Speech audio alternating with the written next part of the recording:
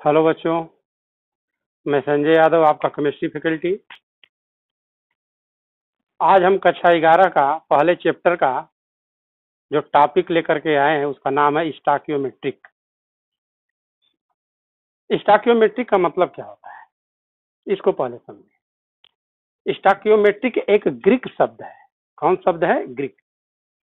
यहाँ पर स्टोकियोन plus metric शब्द है। इसका मतलब होता है, ग्रीक शब्द है तत्व, और इसका मतलब होता है मापन, मतलब तत्व का मापन। तो तत्व का मापन का मतलब कि कोई रासायनिक अभिक्रिया हम कराएंगे, जो उत्पाद बनेगा उसको हम संतुलित समीकरण के रूप में लिखते हैं।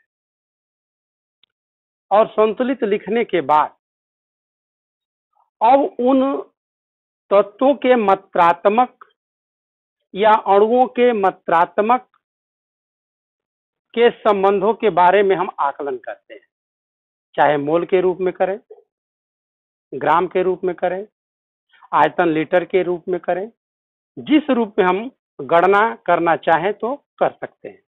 और यह बहुत इम्पॉर्टेंट है समीकरण के आधार पर किसकी मात्रा क्या होती है, कैसे कैलकुलेशन किया जाता है। अगर यह बात समझ में आ जाएगी तो आप आराम से कर सकते हैं। तो प्रश्न उठता है कि स्टोइकियोमेट्रिक किसे कहते हैं। तो कह सकते हैं, यहाँ पर देखें, हम लिख रहे हैं किसी संतुलित समीकरण के द्वारा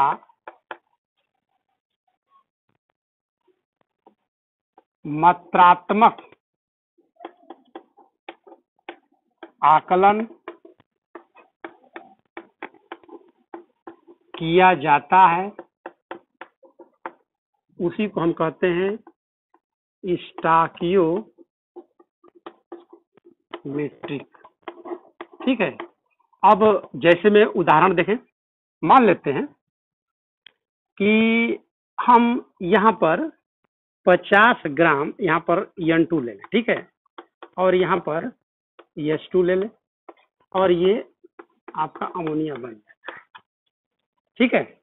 तो ये मान लेते हैं, सपोज दैट ये आपका 50 ग्राम है, ये ग्राम में हम लेकर के कैलकुलेशन कर, ठीक है, और इसको संतुलित समीकरण कर लें।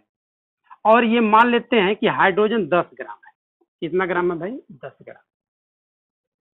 और यहाँ पर 2 ग्राम मान लेते हैं ये अमोनिया बनेगा। ठीक है। तो अब यहाँ पर अगर कैलकुलेशन किया जाए कि अब यहाँ पर इसको हम 50 ग्राम ले लिए, 10 ग्राम ये ले लिए, तो 10 ग्राम का मतलब 3 गुणे 10 हो गया। ठीक है। ये 30 ग्राम ले लिए, तो ये हाइड्रोजन 30 ग्राम, ये 50 ग्राम, ये यदि अभिक्रिया कराते हैं तो 2 ग्राम ये हमारा अमोनिया बनता है। अगर ये ग्राम के मात्रा में हम इसका मात्रात्मक आकलन कर सकते हैं। अगर मान लेते हैं कि ये नाइट्रोजन का 1 मोल है, तो 1 मोल बराबर होता है 22.4 लीटर। यहाँ पर सपोज दैट यहाँ पर यदि 3 मोल हो गया हाइड्रोजन का, तो 3 मोल का मतलब क्या हो गया? 3 गुणे 22.4 लीटर ये हाइड्रोजन लेना पड़ेगा। ठीक है।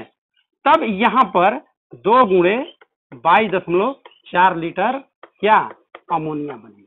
अगर आयतन के रूप में लेते हैं, तब मोल के रूप में लेते हैं तो 1 मोल आपका नाइट्रोजन हो गया, 3 मोल आपका हाइड्रोजन हो गया, और 2 मोल यहाँ पर नाइट्रोजन बन गया। तो कुल मिलाकर के हम कह सकते हैं कि संतुलित समीकरण के द्वारा मात्रात्मक आकलन या परिकलन ग्राम के रूप में, आयतन के रूप में या मोल के रूप में हम आसानी से कर सकते हैं कि कितना कितनी मात्रा लिए तो कितना अभिकारक कितना लिए, और तो इसके बाद उत्पाद कितनी मात्रा में बन जाता है। इसका स्क्रीनशॉट ले लीजिए। नया अगला टॉपिक है सीमांत अभिकर्मक, अंग्रेजी में कहते हैं इसको लिमिटिंग रीजेंट।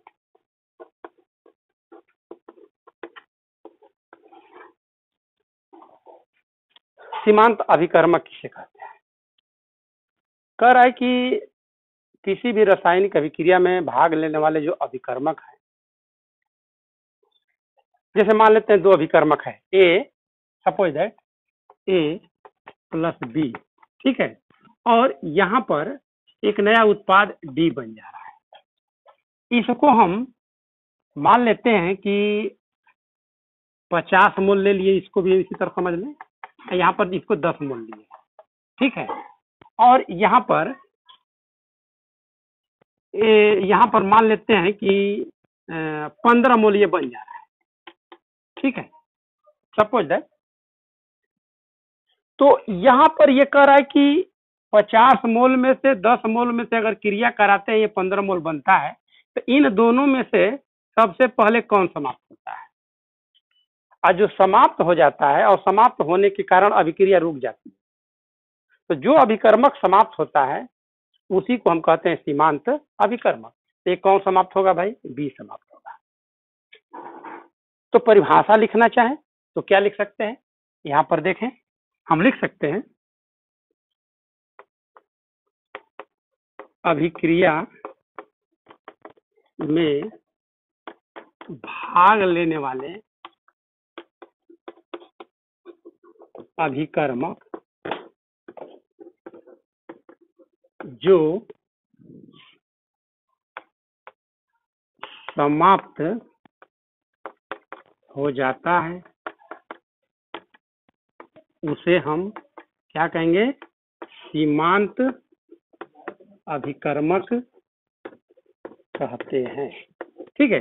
ये तो हम काल्पनिक उदाहरण दिए थे। अगर मान लो वास्तविक उदाहरण देना चाहें तो जैसे कि उसमें हमने दिया था, यही पर इसको भी समझा दे रहे हैं। जैसे मान लेते हैं कि ये नाइट्रोजन है, ठीक है, नाइट्रोजन है प्लस ये हाइड्रोजन है, उसमें भी उदाहरण दिए थे। ये आपका ये चीज बन जा रही है, ठीक है, ये संतुलित समीकरण है। तो इसको हम मान लेते हैं 50 ग्राम, ठीक है, इसको 3 गुणे मान लेते हैं, ये 10 ग्राम इसको माने हैं, ये 10 ग्राम हो गया, और यहाँ पर मान लेते हैं कि ये आपका 2 ग्राम बन गया, 2 ही ग्राम बन गया, ठीक है। तो देखो 50 ग्राम और 10 का गुणा कर दें तो ये 30 ग्राम, तो ये दोनों मिल करके अमोनिया 2 ग्राम बनती है। तो इन दोनों में से कौन पहले समाप्त हो गया भाई? ये टोटल ये 30 ग्राम पहले समाप्त होगा कि 50 ग्राम? ये समाप्त होगा।